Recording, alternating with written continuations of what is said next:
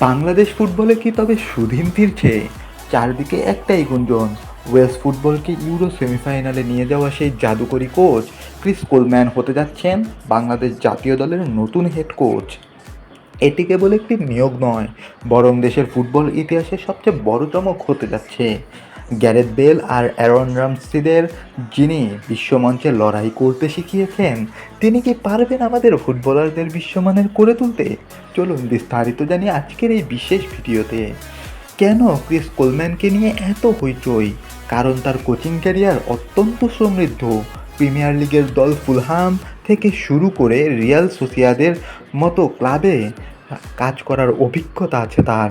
তবে তার জীবনের সবচেয়ে বড় সাফল্য ছিল 2016 সালের ইউরো কাপে।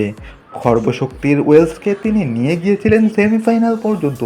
তার গেম রিডিং এবং তরুণ খেলোয়াড়দের তুলে আনার ক্ষমতা প্রশ্নাতীত।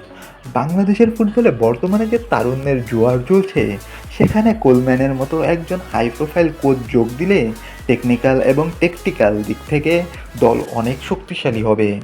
বাংলাদেশে কাজ করা কোলম্যানের জন্য বড় এক চ্যালেঞ্জ হবে।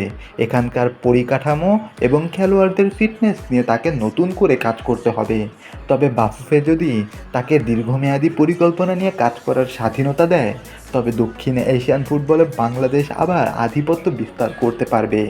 ক্রিস কোলম্যানের অধীনে আমাদের ফুটবলাররা কি আন্তর্জাতিক মানের ট্যাকটিক্স শিখতে পারবে? এটাই এখন কোটি টাকার প্রশ্ন।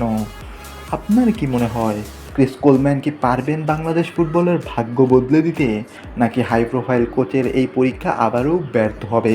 কমেন্টে আপনার মতামত জানান।